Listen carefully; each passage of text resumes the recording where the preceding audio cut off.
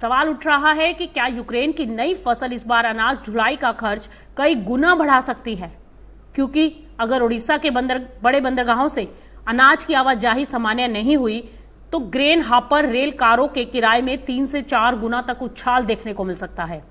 फिलहाल निजी grain hopper कारों का दैनिक किराया करीब 900 से 1100 यूक्रेनी रिवीनिया है, लेकिन सितंबर के अंत तक या अक्टूबर की शुरुआत में बाजार में बहुत बड़ा बदलाव आ सकता है। दरअसल यहां मामला सिर्फ रेल कारों की संख्या का नहीं बल्कि उनकी उपलब्धता और टर्न अराउंड टाइम का भी है।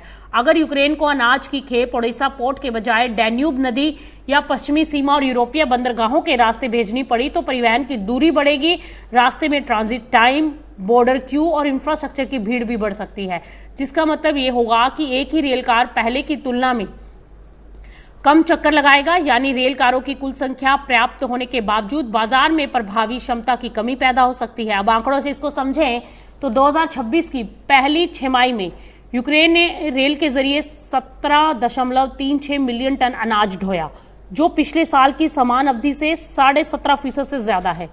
लेकिन अगस्त में स्थिति बदल गई। रेल के जरिए अनाज निर्यात ढुलाई के मुकाबले 72% गिर गया। अब नई फसल की एंट्री के साथ बाजार की नजर इस बात पर होगी कि यूक्रेन कितना अनाज निर्यात कर पाएगा और किस रूट से। अगर बड़ी मात्रा में माल डैन्यूब और पश्चिमी बॉर्डर के रास्ते भेजा गया तो लंबे रूट और बढ़ते इंतजार से हापर की उपलब्धता घट सकती है और किराए पर दबाव आएगा। हालांकि एक दूसरा पहलू भी है, अगर कुल अनाज निर्यात ही कमजोर रहा तो हापर की डिमांड सीमित रहेगी और किराए में बड़ी तेजी नहीं होगी।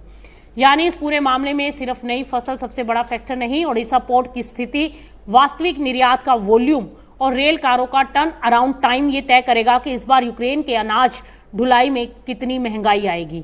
और अगर लंबे वैकल्पिक रूट पर भारी मात्रा में अनाज भेजना पड़ा तो किराया 3 से 4 गुना बढ़ने का रिस्क बाजार के लिए बड़ी चिंता बन सकता है।